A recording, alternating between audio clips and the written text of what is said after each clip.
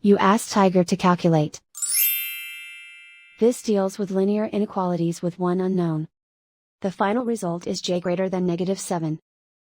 Let's solve it step by step. Remove the ones. The way variable's sign changes when it is multiplied by -1, its absolute value does not. Therefore, we can eliminate the 1.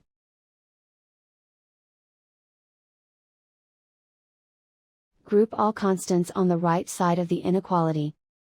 Add 1 to both sides.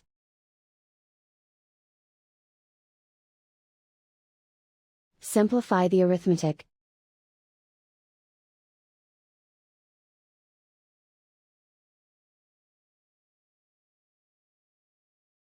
Convert the j into a positive number.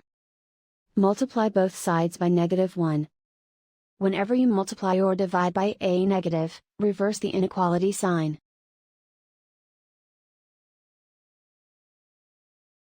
Remove the ones.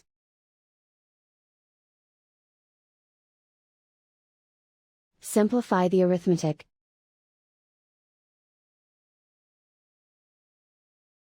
Plot the solution on a coordinate grid. And so the final result is j greater than -7.